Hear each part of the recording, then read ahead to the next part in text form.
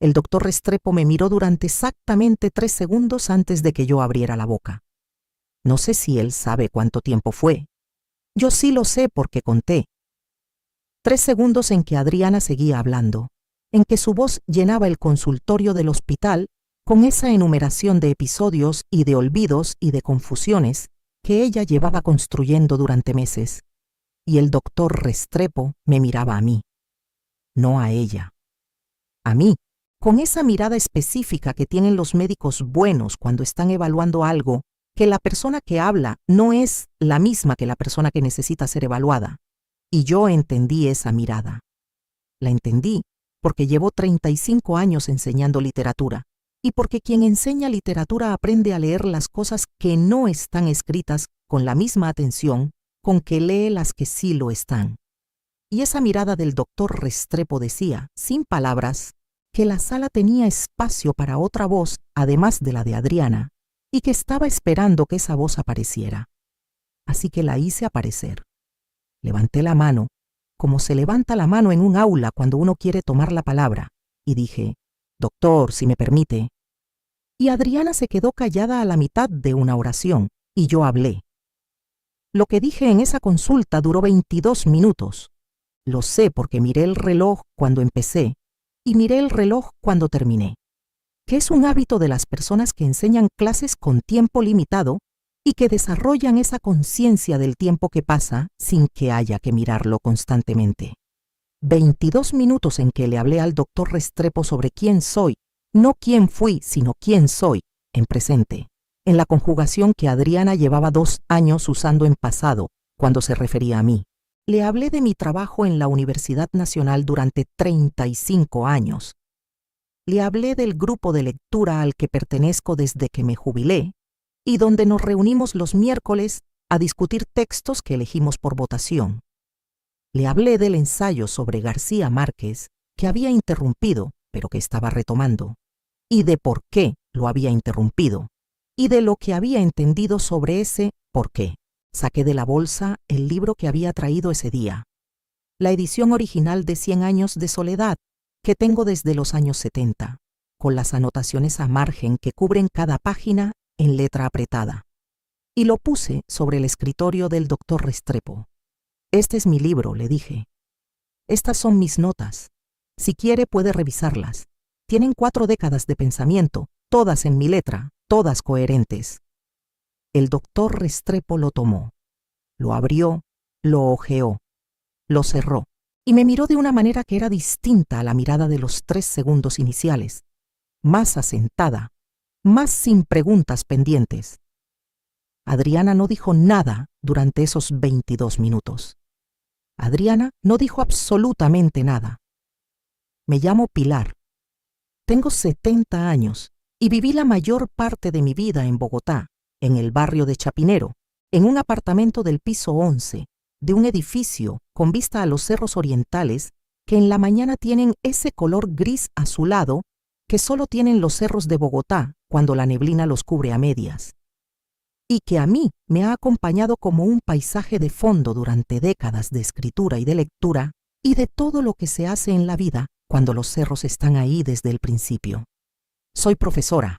Fui profesora, diría Adriana, pero yo no uso el pasado para referirme a lo que sigo siendo aunque ya no enseñe en las aulas. 35 años de literatura hispanoamericana en la Universidad Nacional de Colombia, desde García Márquez hasta Bolaño, desde el boom hasta los escritores que vinieron después del boom y que a veces son más interesantes que el boom porque escriben sin la presión de ser el boom. Llegué como docente de cátedra a los 35 años, con un doctorado de la Universidad de Buenos Aires y la certeza de quien sabe exactamente a qué ha venido. Y me jubilé a los 65 como profesora titular con 247 estudiantes graduados que en algún momento pasaron por mis aulas y cuya existencia puedo rastrear en ese archivo que la memoria construye cuando uno enseña bien durante suficiente tiempo. 247 personas. No recuerdo el nombre de todas. Recuerdo el nombre de la mayoría, y los que no recuerdo por nombre los recuerdo por el texto que más les gustó, o por la pregunta que cambiaron su manera de leer, o por la cara que pusieron la primera vez que entendieron que la literatura no describe el mundo, sino que lo construye. Eso también es una forma de memoria. Una forma que Adriana no consideró cuando le dijo al doctor Restrepo que yo ya no recordaba nada. Quiero que entiendan lo que construí antes de contarles lo que Adriana intentó desmantelar, porque lo que se intentó desmantelar no tiene el peso que tiene si uno no sabe la estructura que lo sostiene. 35 años en la Universidad Nacional no son 35 años de ir a un edificio y hablar durante 90 minutos 2 veces por semana. Son 35 años de preparar clases que merezcan la atención de personas que están pagando con su tiempo y con su curiosidad el privilegio de venir a escuchar, de leer y releer los textos antes de enseñarlos para encontrar la lectura que permita que alguien que los lee por primera vez los entienda de la manera más verdadera posible. De escribir cuando la escritura viene y de leer cuando la escritura no viene, y de mantener ese ritmo de la vida intelectual que requiere disciplina, pero que cuando uno la tiene se vuelve tan natural como respirar. Con ese trabajo, compré el apartamento de Chapinero cuando Adriana tenía 12 años. Con ese trabajo puse a Adriana en el colegio que ella quería y en la universidad que eligió, y la sostuve durante los años que tardó en independizarse económicamente. Con ese trabajo construí los ahorros que tengo en el banco, ahorros que nunca le pedí que administrara porque nunca lo necesité, ahorros que están donde están, porque yo los puse ahí con la misma meticulosidad con que pongo los argumentos en los textos que escribo, pensados y en el orden correcto. Ese es el edificio que Adriana intentó decirle al doctor Restrepo que estaba en ruinas. Y ese es el edificio que yo entré a defender cuando levanté la mano. Mi marido Aurelio murió hace 12 años de un infarto que lo encontró en su despacho de la Facultad de Derecho de la Universidad Nacional, donde enseñaba Derecho Constitucional desde antes de que yo llegara al Departamento de Letras, y con quien compartí 30 años de pasillos universitarios y de conversaciones sobre libros y de ese amor tranquilo y consistente que tienen las personas que eligieron bien y que no necesitan dramatizarlo porque la evidencia habla sola. Aurelio tenía 58 años cuando murió. Adriana tenía 34. Y lo que siguió a la muerte de Aurelio fue ese período que todas las viudas conocen, aunque ninguna lo describa igual, en que el mundo sigue funcionando con la misma exigencia de siempre, pero la persona que uno era con el otro ya no existe, y la persona que uno es sin el otro todavía no termina de encontrar su forma. Yo encontré la forma volviendo a los libros, que siempre fue mi manera de encontrar la forma de las cosas. Trabajé 10 años más después de la muerte de Aurelio. 10 años en que el Departamento de Letras de la Nacional fue el lugar donde yo más existía de manera completa. Y me jubilé con la sensación de que los 35 años habían sido suficientes y de que lo que venía después podía ser también bueno de maneras distintas. El grupo de lectura de los miércoles empezó ese primer año de jubilación. El ensayo sobre García Márquez empezó 2 años después. Y Adriana, que en ese periodo me visitaba con frecuencia genuina y con afecto que parecía sin agenda, empezó a cambiar en una dirección que tardé demasiado en reconocer porque no quería reconocerla.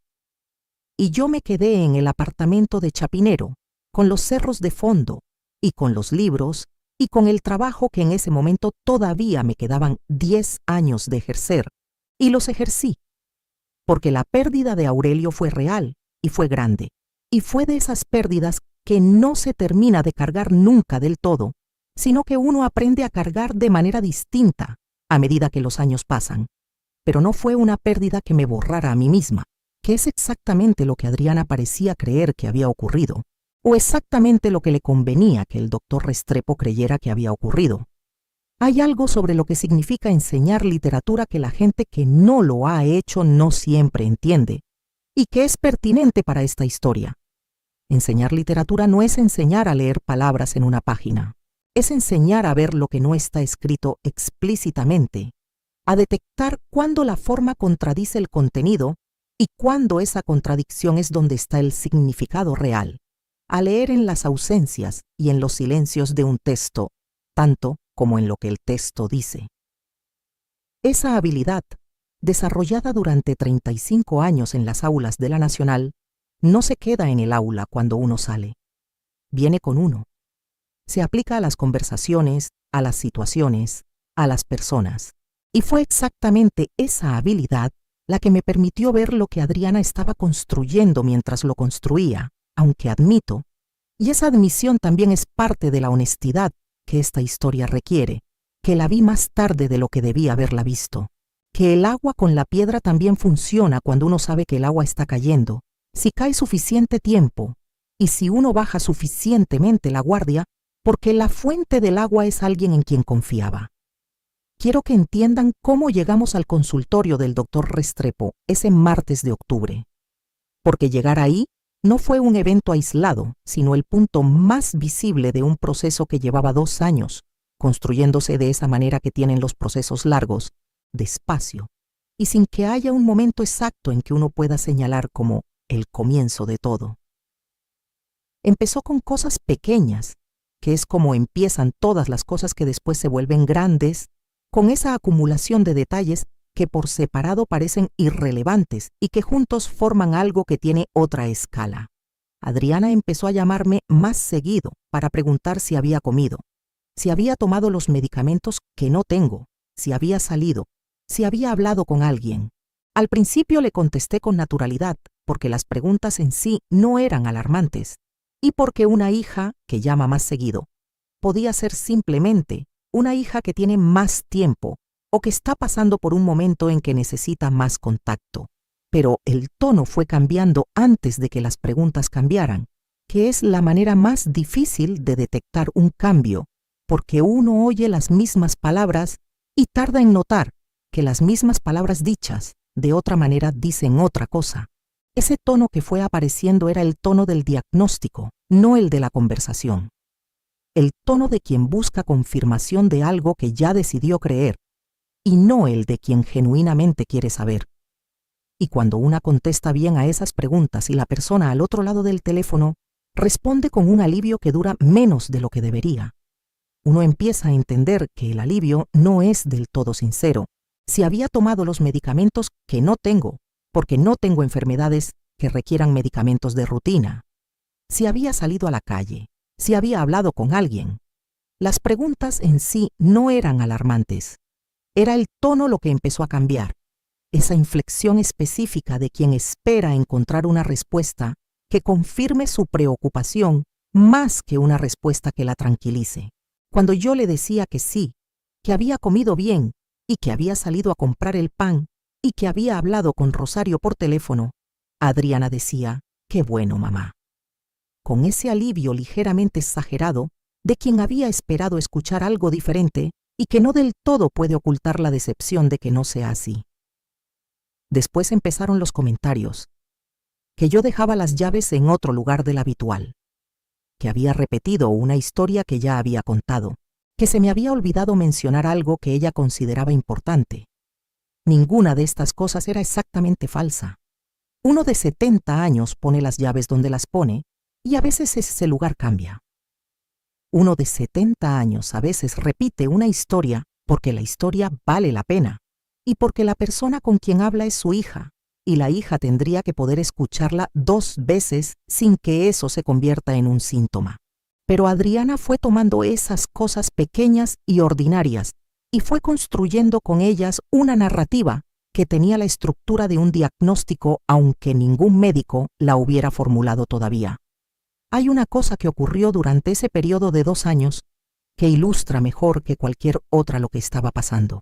Un día Adriana me llamó para decirme que había hablado con el banco donde yo tengo mis ahorros, con el pretexto de que quería añadirse como contacto de emergencia en mi cuenta, y que el banco le había dicho que necesitaba mi autorización en persona para cualquier modificación en los datos de la cuenta. Me lo contó como si fuera una información neutral, como quien informa de un trámite que intentó hacer y que no pudo completar. Y yo escuché, dije que entendía, y colgué. Y después me quedé un momento pensando en que mi hija había llamado a mi banco sin decirme que iba a llamar, sin pedirme permiso, con la suposición de que yo no iba a enterarme, o de que si me enteraba, no iba a considerarlo un problema. Eso me dijo algo que ninguna conversación sobre episodios de olvido me había dicho con tanta claridad. Llamé al banco esa misma tarde para informarme sobre los detalles del contacto que mi hija había intentado establecer, y después pasé por la sucursal en persona para asegurarme de que ninguna modificación en mis datos pudiera realizarse sin mi presencia física y mi firma. Ese fue el primer movimiento. El fideicomiso del apartamento fue el segundo. El doctor Restrepo, sin saberlo, fue el momento en que la partida se hizo pública. Lo que quería Adriana, aunque nunca lo dijo con esas palabras, era algo que yo fui entendiendo con la misma metodología con que entiendo un texto difícil, que es leer la superficie y leer lo que la superficie no dice, y después leer lo que la estructura profunda revela cuando uno la conoce bien. Adriana se había separado de su marido hacía 2 años, una separación difícil que la dejó en una situación económica más ajustada de lo que había tenido. Y desde esa separación había empezado a mirar el apartamento de Chapinero de una manera diferente a como lo había mirado antes. No con afecto, que el afecto hacia un lugar donde uno creció tiene una calidad específica que es fácil de reconocer. Con valuación. El apartamento de Chapinero tiene un valor en el mercado inmobiliario de Bogotá que en la última tasación estaba en 850 millones de pesos colombianos, que es una cifra que en el contexto de los bienes de Adriana representa una diferencia significativa entre la situación que tenía y la situación que podría tener. Ese apartamento era mío, lo seguía siendo, y la única manera de que dejara de serlo antes de que yo muriera era que alguien estableciera que yo no estaba en condiciones de administrar mis propios bienes. El doctor Restrepo era el primer paso de ese proceso, y Adriana había construido durante 2 años el expediente de evidencias que iba a presentarle en esa consulta, como si fuera una acusación formal, ante un tribunal que ella esperaba que fallara a su favor. Mi colega Rosario fue la primera en nombrarlo, que era algo que yo necesitaba que alguien nombrara porque hay cosas que uno no puede nombrar sobre la propia situación, hasta que alguien de afuera las nombra primero. No porque uno no las vea, sino porque el peso emocional de verlas les quita la forma de palabras antes de que puedan salir. Rosario tiene 72 años. Enseñó filosofía en la Nacional durante 30 años antes de jubilarse. Y tiene esa claridad de las personas que pasaron décadas enseñando a pensar con rigor y que por eso reconocen las falacias cuando las ven, aunque vengan disfrazadas de preocupación familiar. Nos reunimos los miércoles en su apartamento del barrio de Teusaquillo, Rosario y yo, y otras 3 profesoras jubiladas, para leer y discutir, que es la cosa más placentera que conozco, después de enseñar en el aula, y que en los últimos 2 años se había convertido también en el único espacio donde yo podía ser completamente yo misma, sin que nadie me mirara buscando síntomas. Un miércoles de agosto, mientras tomábamos el café después de la discusión, le conté a Rosario lo que estaba pasando con Adriana. Los comentarios acumulados, el tono de las llamadas, la manera en que había empezado a aparecer en el apartamento con la excusa de revisar que todo estuviera bien, y que invariablemente incluía abrir cajones y revisar papeles con una naturalidad que presuponía que yo no notaba lo que hacía. Rosario me escuchó hasta el final, y después dijo, sin rodeos y con la precisión que le dio 30 años de filosofía, que lo que yo describía tenía un nombre y que ese nombre no era cuidado filial. Me dijo que debía hablar con un abogado antes de que Adriana hablara con un médico. Le dije que era demasiado. Me dijo que ojalá lo fuera, pero que la experiencia le decía que cuando una hija separa a su madre del mundo y luego construye un historial de síntomas, no suele ser porque esté equivocada sobre la salud de su madre, sino porque tiene un plan que necesita ese historial como insumo. Lo dijo con calma. Lo dijo como quien describe la estructura de un argumento que ya reconoció porque lo ha visto antes. Y yo lo escuché con la incomodidad de quien sabe que la persona que le habla tiene razón, aunque la razón sea difícil de aceptar. El martes de la consulta, Adriana me recogió en el apartamento a las 10 de la mañana, con esa energía de los días en que ella tiene algo planeado y que yo ya había aprendido a distinguir de su energía de los días sin plan, que son energías distintas, aunque ella no lo sepa. Estaba más arreglada que para una visita rutinaria, lo que me dijo que el destino tenía importancia para ella, aunque no me lo dijera. En el auto estuvo más silenciosa de lo habitual, lo que me dijo que estaba pensando en lo que venía más que en la conversación que podríamos haber tenido. Y cuando me dijo que íbamos a un chequeo de rutina que ella había coordinado, lo dijo con una fluidez que me indicó que había ensayado esa frase, que es una fluidez diferente a la de las frases espontáneas, más lisa, sin las pequeñas irregularidades que tienen las palabras que se dicen por primera vez. Tomé nota de todo eso, de la misma manera en que tomo nota de los detalles de un texto que está diciendo algo diferente a lo que parece decir en la superficie. El martes de la consulta, Adriana me recogió en el apartamento a las 10 de la mañana, diciendo que íbamos a un chequeo de rutina que ella había coordinado, porque hacía tiempo que mamá no se revisaba. Le pregunté con qué especialista. Me dijo que con un internista. Cuando llegamos al Hospital Universitario de la Samaritana y la recepcionista nos dijo que la consulta era con el doctor Restrepo del Servicio de Neurología, entendí exactamente a qué habíamos venido. No dije nada. Guardé el libro de García Márquez en la bolsa, que había traído porque siempre llevo algo para leer en los tiempos de espera, y esperé. Esperé en la sala de espera durante 20 minutos, mientras Adriana revisaba el teléfono, y yo leía las anotaciones de los años 70 en los márgenes de 100 años de soledad, con esa sensación de leer la propia escritura de décadas atrás, que es como encontrarse con una versión de uno mismo que ya no existe, pero que explica perfectamente la versión que existe ahora. La letra era la misma.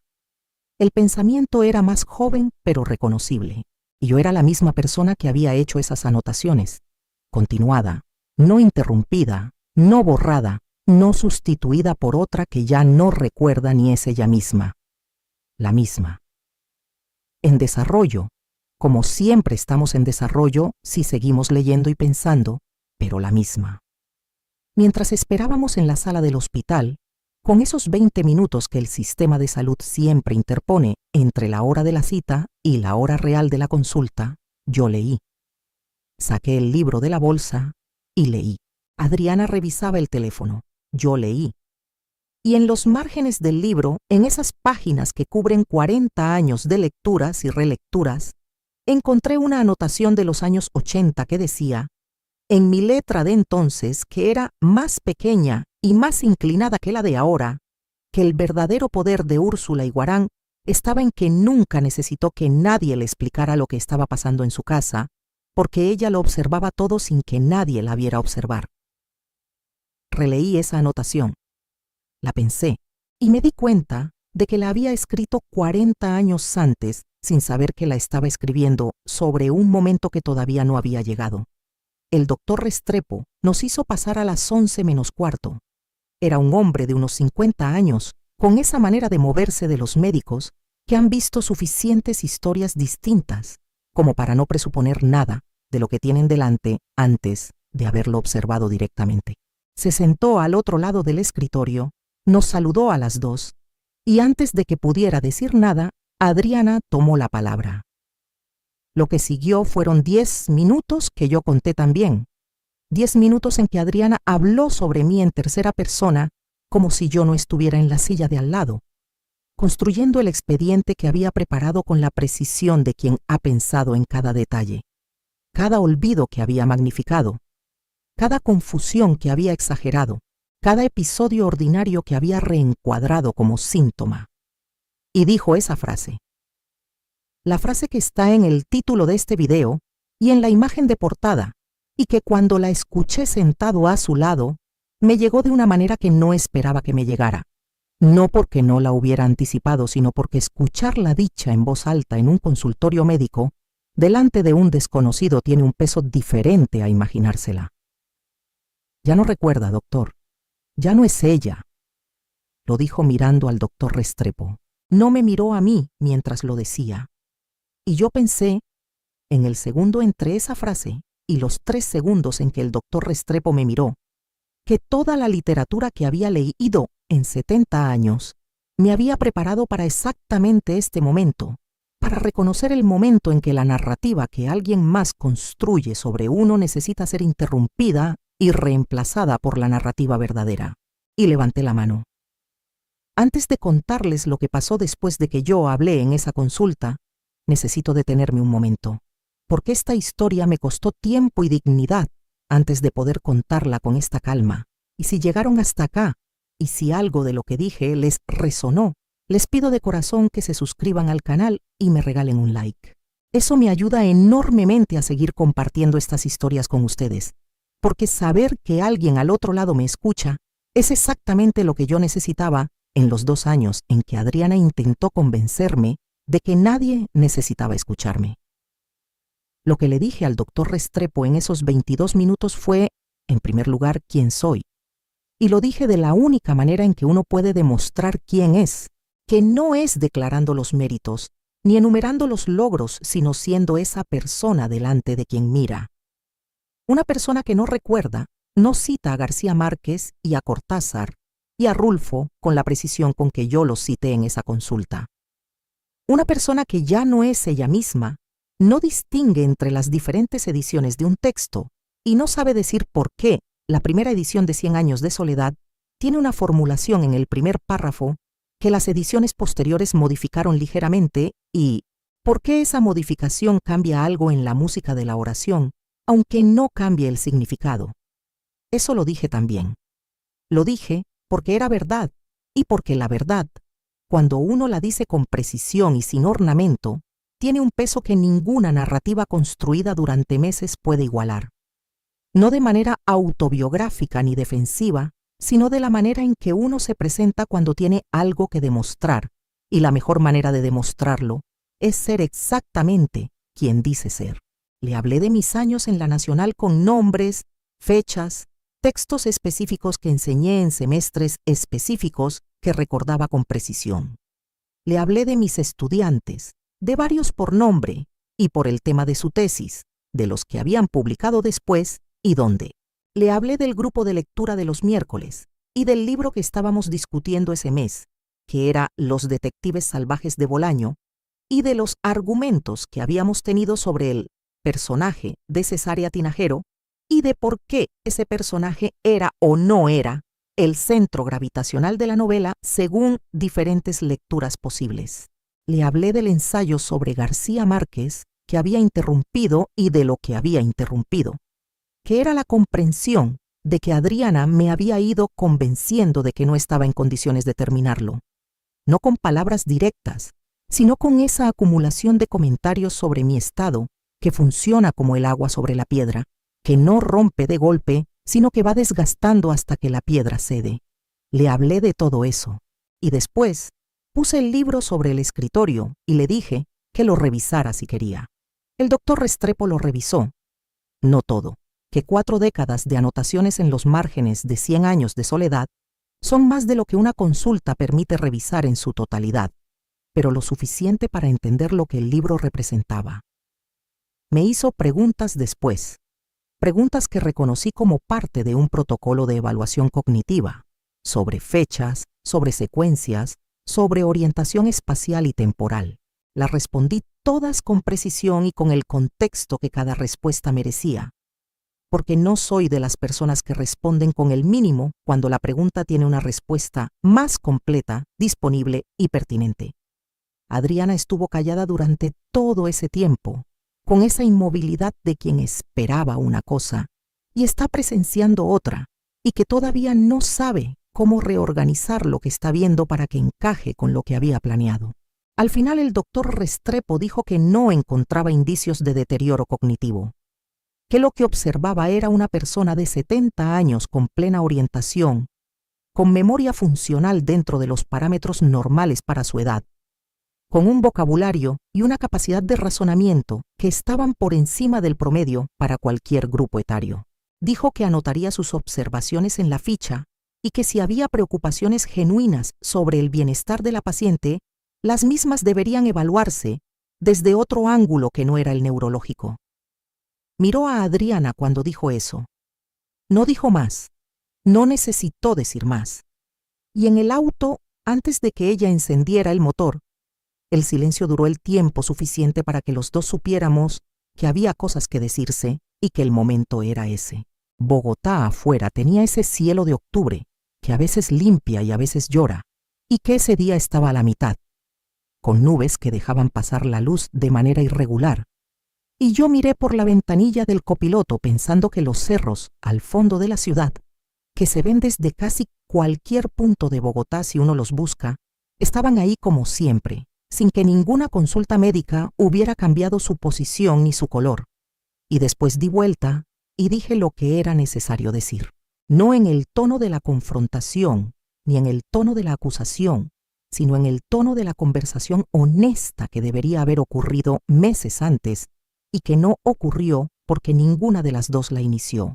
Ella, porque le convenía el silencio, y yo, porque el silencio que me habían ido construyendo alrededor me había convencido de que mi voz no tenía el peso suficiente para que valiera la pena usarla. Le dije que sabía lo del apartamento. Le dije que sabía que la separación la había dejado en una situación que no esperaba. Le dije que entendía que el miedo económico puede llevar a las personas a hacer cosas que en otras circunstancias no harían. Y le dije que lo que había intentado hacer en ese consultorio, construir durante meses un expediente de incapacidad para poder acceder a mis bienes, era algo que yo había visto, que había entendido y que ya había tomado medidas para que no tuviera consecuencias prácticas. Adriana no dijo nada durante un rato largo. Después me preguntó qué clase de medidas. Le dije que eso era algo que ella iba a saber cuando lo supo, que las personas que no esperan que uno actúe por cuenta propia suelen enterarse de las acciones de uno en el momento en que las acciones ya están completas. Eso lo aprendí de la literatura, que los mejores giros narrativos son los que el lector no anticipó aunque las pistas estuvieran desde el principio. Y ahora quiero hacerles una pregunta, porque llevan rato escuchándome y quiero saber de dónde vienen. ¿De qué ciudad o país me están escuchando? Déjenmelo en los comentarios. Me encanta saber hasta dónde llegan estas historias, porque a veces uno cree que lo que vivió es algo muy particular, y después descubre que hay mujeres en Argentina, en México, en España, en Chile, en todas partes, que conocen esa sensación de estar en una sala y escuchar a alguien hablar de una como si una no estuviera presente. Cuéntenme de dónde son. Los miércoles del grupo de lectura después de la consulta con el doctor Restrepo tuvieron una calidad diferente a los miércoles anteriores, no en el contenido de las discusiones, que siempre fueron buenas, sino en la manera en que yo participaba de ellas. Durante los 2 años del proceso con Adriana, yo había participado de esas reuniones con una reserva que no era timidez, sino el residuo de 2 años en que alguien me había ido convenciendo de que mis juicios no eran del todo confiables, que mi memoria no era del todo precisa, que mi percepción de las cosas podría estar afectada por algo que yo no podía ver, pero que la otra persona sí. Eso que hace el agua con la piedra, que Rosario nombró y que yo reconocí cuando lo nombró, había funcionado también conmigo, de maneras que yo no había querido aceptar del todo, hasta que el doctor Restrepo dijo que no encontraba indicios de deterioro cognitivo. Y yo sentí que esas palabras no me sorprendían, porque siempre supe que era cierto, sino que me liberaban del peso de haber estado dudando de lo que siempre supe. Después de la consulta, dejé de dudar, y los miércoles del grupo de lectura lo notaron antes de que yo lo dijera. Lo que hice esa misma semana fue llamar al doctor Jiménez, el abogado que Rosario me había recomendado 2 meses antes y al que yo no había llamado, porque todavía me resistía a aceptar que la situación requería un abogado. Ya no me resistía. Fui a su oficina el jueves con toda la documentación que había reunido, que no era poca porque llevo décadas administrando mis asuntos con la misma meticulosidad con que administré los programas de mis cursos. Y le expliqué la situación con precisión y sin omisiones.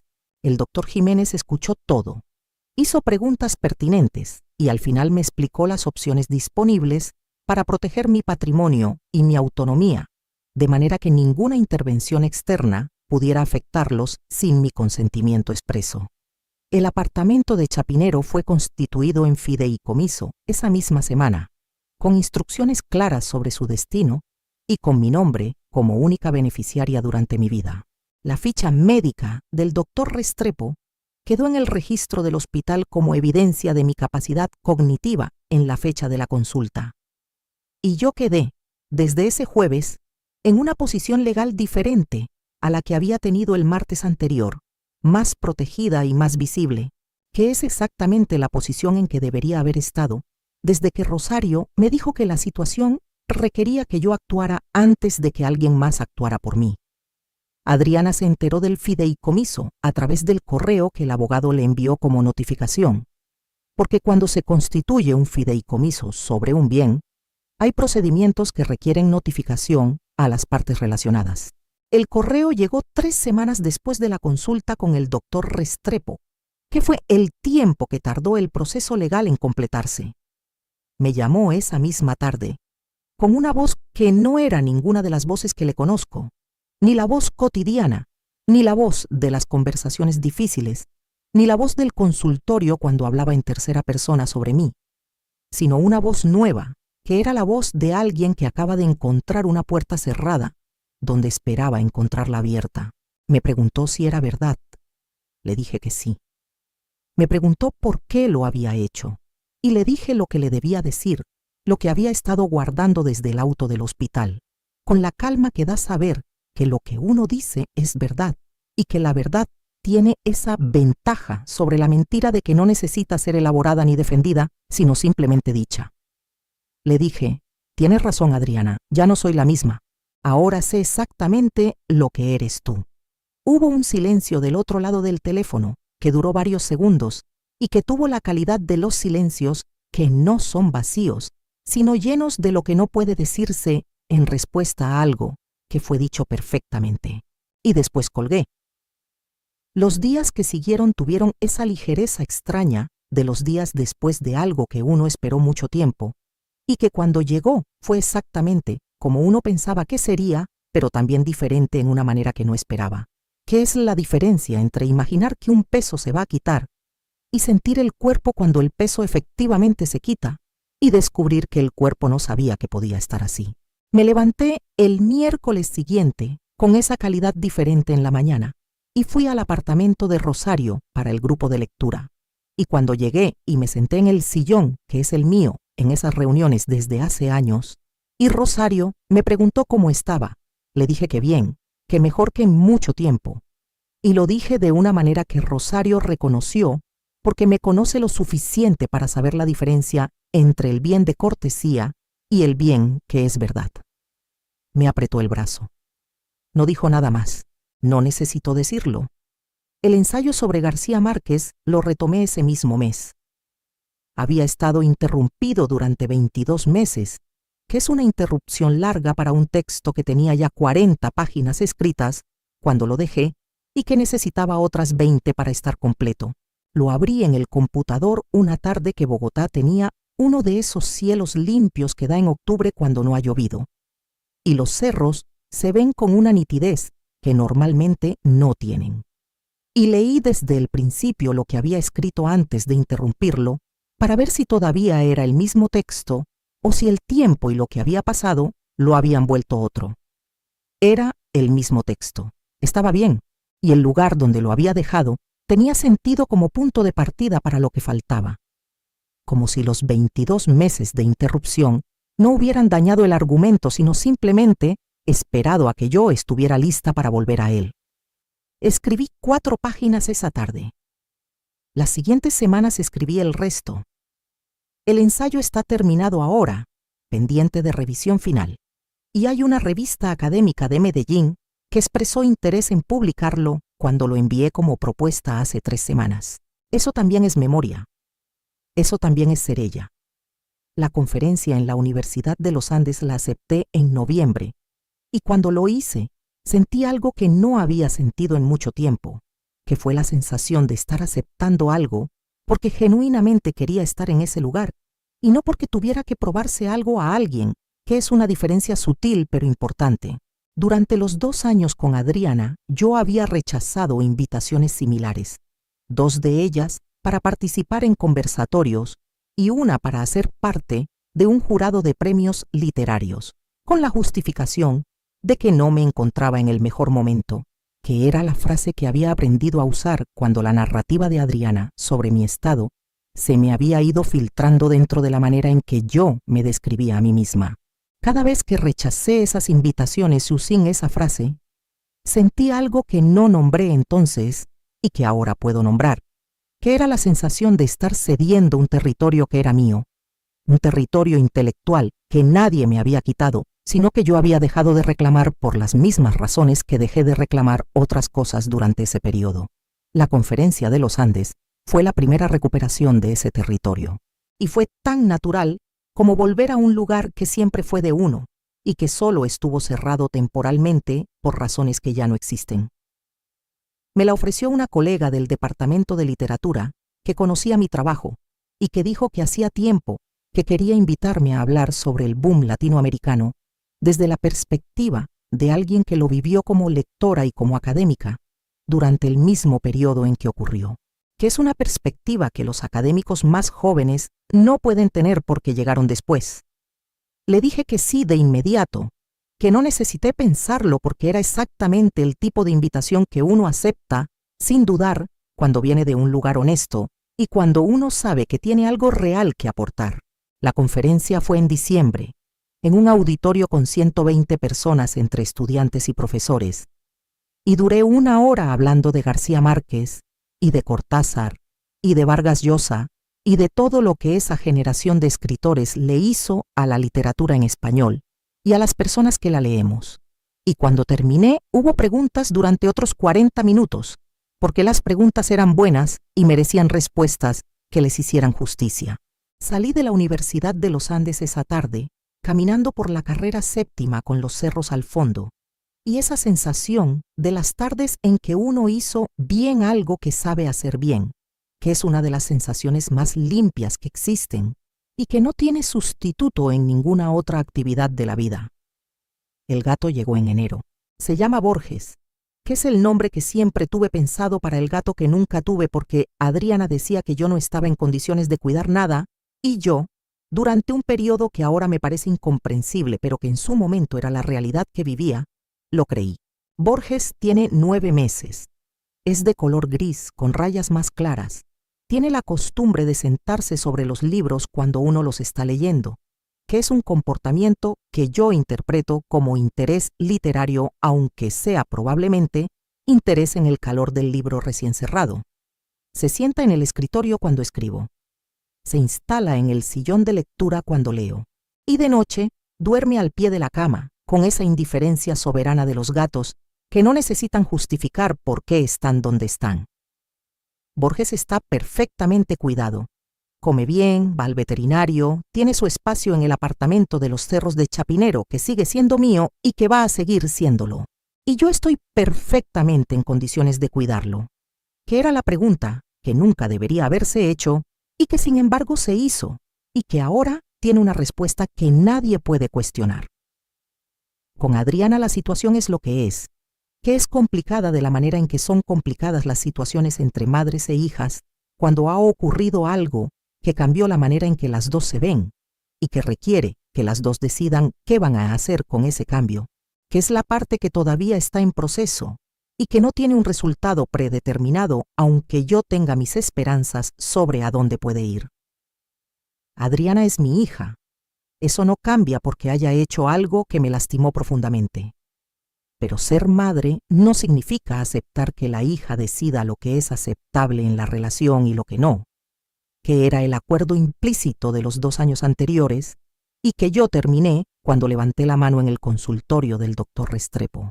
El acuerdo nuevo, si hay acuerdo nuevo, tiene que tener términos diferentes, y esos términos los estamos negociando Adriana y yo, con la lentitud que requieren las cosas que importan y con la honestidad que requieren las personas que quieren que duren. Vino a verme en febrero, sola, sin llamar antes, y se quedó parada en la puerta del apartamento con una expresión que tardé en leer porque no era ninguna de las expresiones que le había visto en los últimos 2 años. Era una expresión más pequeña, sin la estructura de quien tiene un plan, y eso la hacía parecer más parecida a la hija que fue antes de que todo esto empezara. Le abrí la puerta. Le ofrecí tinto. Lo aceptó. Y nos sentamos en la sala con los cerros al fondo y el gato Borges, instalado en su sillón, con esa autoridad tranquila que tiene para ocupar los espacios. Adriana miró a Borges durante un momento. Me preguntó cómo se llamaba. Le dije que Borges. Asintió sin comentar, que fue la respuesta más honesta que podría haber dado, porque cualquier comentario sobre el nombre habría sido un comentario sobre mí. Y en ese momento ella no estaba en posición de hacerlos. Le pregunté si quería hablar. Me dijo que sí. Me dijo que lo que había intentado hacer estuvo mal, que lo había sabido mientras lo hacía y que lo había hecho de todas formas, porque el miedo tiene esa propiedad de hacerle creer a uno que las cosas que están mal son la única opción disponible. Le dije que lo escuchaba, que entendía el miedo económico y que entendía la desesperación que viene de una separación difícil y de un futuro que de repente parece menos asegurado de lo que parecía. Le dije también que entender esas cosas no significaba que lo que había hecho estuviera bien, y que lo que yo había hecho al proteger mis bienes no era venganza, sino exactamente lo que ella había intentado hacer con el apartamento, que era asegurarme de que lo mío siguiera siendo mío. Le dije que si quería que siguiéramos siendo madre e hija de una manera que valiera ese nombre, tendríamos que construir algo diferente a lo que habíamos tenido en los últimos 2 años, que era una relación basada en la ficción de mi incapacidad que le convenía a ella y en mi aceptación gradual de esa ficción que me costaba a mí. Que la relación real, si la construíamos, tendría que estar basada en que yo soy quien soy y en que ella me vea así. Adriana estuvo callada un rato largo. Después dijo que quería intentarlo. No le dije que sí de inmediato, que el sí inmediato es la respuesta de quien lleva tiempo esperando que le pidan algo y que cuando se lo piden no puede esperar para darlo. Le dije que lo pensaría, que el tiempo lo dirá, y que el tiempo, cuando uno tiene 70 años y una ficha médica que certifica plena capacidad cognitiva y un ensayo sobre García Márquez publicado en una revista académica y un gato llamado Borges durmiendo en su sillón y una conferencia en los Andes en el currículum, el tiempo es generoso, de maneras que uno no siempre anticipa, pero que siempre termina agradeciendo. Rosario me dijo algo el miércoles pasado, durante el grupo de lectura, que todavía estoy pensando. Habíamos terminado de discutir el texto del mes, y estábamos tomando el café de cierre cuando ella me preguntó, así en el tono ligero de las preguntas que en realidad no son ligeras, si había pensado en escribir sobre lo que me había pasado. Le dije que de qué manera. Me dijo que de cualquier manera, que en un ensayo, en una narración, en algo que pudiera existir fuera de mi propia memoria y que pudiera ser leído por alguien que no estuvo ahí. Le dije que no lo había pensado. Me dijo que lo pensara. Y ahora lo estoy pensando, que es quizás el origen de esta historia que les cuento hoy, que es la manera en que termina siendo cierto lo que Rosario casi siempre termina siendo cierto, que cuando propone algo vale la pena considerarlo antes de descartarlo. Hoy es un miércoles de marzo. Estoy en el apartamento de Chapinero, con los cerros visibles por la ventana, en ese gris azulado de las mañanas de neblina que acompañó mis primeras lecturas y mis primeras clases y mis primeras páginas escritas y que sigue estando ahí, constante, como los buenos compañeros que no necesitan que uno los invite para aparecer cuando corresponde. Borges está sobre el escritorio mirando hacia la ventana con esa concentración de los gatos cuando miran algo que los demás no ven. Y el ensayo sobre García Márquez, que se publicó en la revista de Medellín el mes pasado, está impreso y encuadernado en el estante, entre los demás libros, en el lugar que le corresponde. 100 años de soledad está también en el estante, con sus anotaciones de 4 décadas, en el lugar que siempre tuvo. Y yo estoy en la silla del escritorio empezando otro texto, un ensayo más corto sobre Rulfo esta vez, porque el pensamiento sigue, y porque el pensamiento que sigue necesita un lugar donde ir, y yo le proveo ese lugar, con la misma naturalidad con que siempre lo hice. El ensayo sobre Rulfo que estoy escribiendo ahora tiene en su primer párrafo Una idea que tardé 40 años en poder formular con esta precisión, que es que los personajes de Rulfo no están muertos, sino que están en el proceso de entender que están muertos, y que ese proceso de entender lo que a uno le pasó, mientras uno todavía cree que está en control de lo que le pasa, es la condición humana descrita con más exactitud que en ningún otro texto que yo conozca. Pienso en eso a veces y pienso que los 2 años con Adriana tuvieron algo de ese proceso, que yo estaba en el proceso de entender lo que me estaba pasando, mientras todavía creía parcialmente que lo que me pasaba era lo que Adriana me decía que me pasaba, y que el consultorio del doctor Restrepo fue el momento en que dejé de estar en ese proceso y empecé a estar en otro. Rulfo lo hubiera entendido. García Márquez también. Los libros que están en el estante del apartamento de Chapinero contienen más de la experiencia humana, de lo que ninguna consulta de neurología puede medir. Y yo lo sé porque pasé 35 años enseñándolo y porque los últimos 2 años me lo demostraron de una manera que ninguna clase de literatura podría haber enseñado con la misma eficacia. Pienso en lo que aprendí en estos 2 años y en estos meses de recuperación. Pienso en que la persona que habla por uno en una sala no está necesariamente equivocada sobre los hechos que describe, sino sobre la persona que describe. Y que la diferencia entre esas 2 cosas es la diferencia entre un texto mal leído y un texto bien leído. Pienso en que 35 años de enseñar a leer me enseñaron también a reconocer cuando el texto que alguien escribe sobre uno no es fiel al original, y que cuando eso ocurre, la respuesta correcta no es el silencio sino la corrección, que es lo que hacemos con los textos que tienen errores, los corregimos y los devolvemos con los errores marcados, para que quien los cometió pueda aprender de ellos.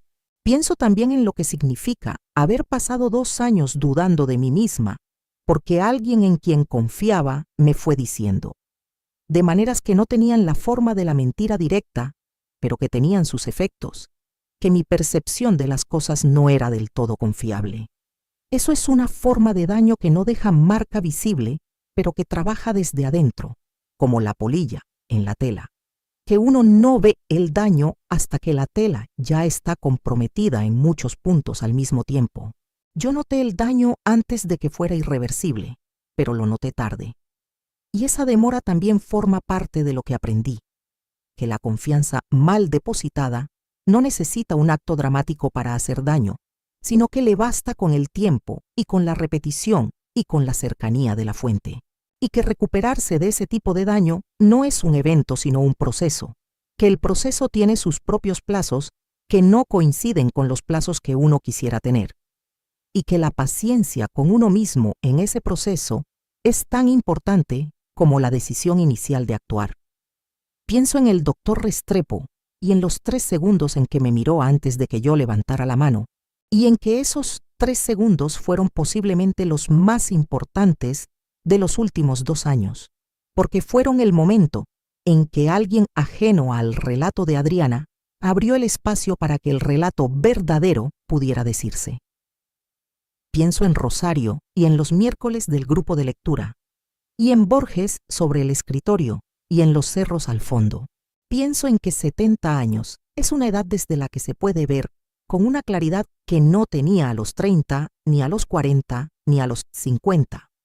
No porque los años den claridad automáticamente, sino porque si uno los usó bien, van acumulando una comprensión del mundo que no tiene precio y que nadie, ningún médico sin evidencia, ni ningún correo de abogado, ni ninguna narrativa construida en tercera persona en un consultorio, puede quitarle a quien la construyó. Hay una última cosa que quiero contar antes de despedirme porque pertenece al final de esta historia, aunque todavía no sea el final de la historia real que sigue. La semana pasada Adriana me llamó para decirme que había conseguido trabajo en una empresa nueva, un trabajo mejor del que tenía, y que eso la estaba ayudando con la situación económica que había estado difícil desde la separación. Me lo contó con esa voz que tiene cuando dice las cosas que le importan de verdad, sin el aparato de las intenciones, solo la cosa en sí. Le dije que me alegraba. Y lo dije en serio, sin reservas, porque el bienestar de mi hija me importa, aunque mi hija haya hecho algo que me lastimó, que esa coexistencia es posible y es real, aunque cueste articularla. Después hubo un silencio breve y ella dijo que me quería. Le dije que yo también, y colgamos. Eso también es parte de la historia. Eso también tiene que contarse. Y con esto me despido por hoy, aunque antes de irme les pido algo que me importa de verdad. Si esta historia les llegó, si algo de lo que dije les hizo pensar en alguien o en algo, suscríbanse al canal para no perderse la próxima historia, que les prometo que trae algo que no van a esperar. Compartan este video con alguien que lo necesite, con esa amiga, con esa madre, con esa mujer que quizás en este momento está sentada en una sala siendo descrita en tercera persona y que todavía no sabe que puede levantar la mano y hablar primero. Y díganme en los comentarios en mi lugar, ¿qué habrían hecho ustedes? ¿Habrían hablado en esa consulta? ¿Habrían esperado a salir del consultorio para decir lo que tenían que decir? ¿Habrían perdonado antes o habrían esperado más? Quiero saberlo. Les mando un abrazo enorme desde Bogotá, desde este apartamento con los cerros de fondo y el gato Borges sobre el escritorio y el estante lleno de libros, que son todos míos y que nadie puede tomar sin mi permiso. Y nos vemos en el próximo relato, que les juro que no se lo van a esperar.